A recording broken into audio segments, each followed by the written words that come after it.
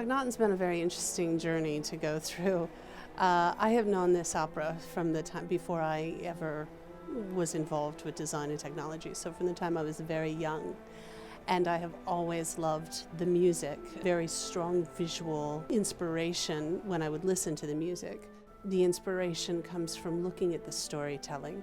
So although we do harken back and we have some authentic pieces or some authentic nod to ancient history, particularly that time of Akhnaten, we're also telling a story which can't be told necessarily in just loincloths and sandals and so forth.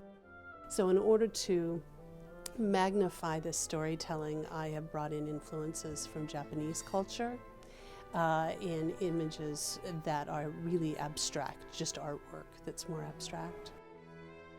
Well, the process for creating the costumes was really interesting. I had to start with research. I had to understand who Akhnaten was, and so there was a lot of history lessons that I had to take on. Rather than necessarily something accurate about Akhnaten and his life story, I wanted to find something that gave me a sense of the story we were telling.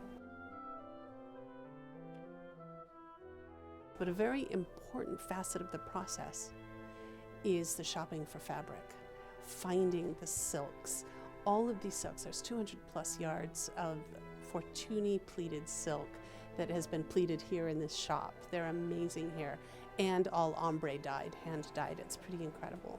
We're able to get some really interesting dynamic shapes from these unusual synthetic fabrics. So we have huge collars and big shoulders and domes and all kinds of unusual shapes that we could only achieve through these man-made fabrics.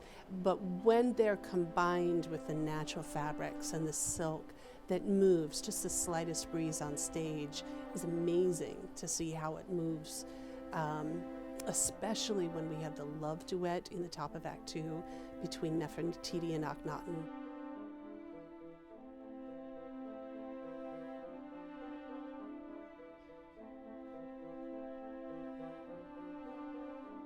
But at the same time, we had to get a fabric that looked like silk but was synthetic for when he stands upon the pyramid, sort of atoning with, the sun, and that had to be a very important picture.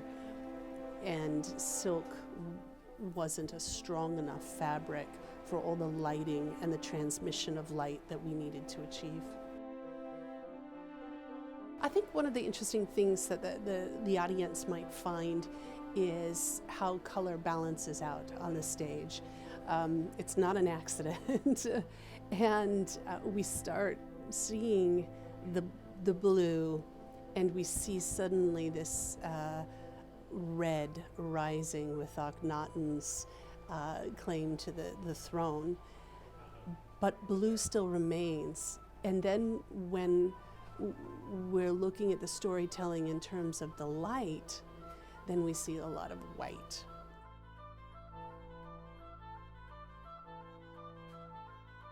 There's the individuals that we're telling the story about, but there's also this massive stage in which we need an ensemble because that chorus is the people, and this is their perspective and their story as much as it is Akhnaten and Nefertiti's story. So the process of finding the fabrics and the colors to represent the changing into a monotheistic belief system and how the people felt about that, the old and the new, that was all an important part of the fabric and the color choices. We had a very short time in which to build this. This production essentially was built in 2 weeks. I think it demonstrates the tremendous skill level that we have in this shop, and it's not just their skill level, it's sort of an innovative mindset where they're willing to solve problems and come up with creative solutions. A lot of times we think, oh, they're stitchers or cutters and this is just something they do, they sew, when in fact they're not. They're true artisans who are problem solving and coming up to help collaborate with me in how to make the fabrics achieve the most beautiful or the most evocative sensibility they can on stage.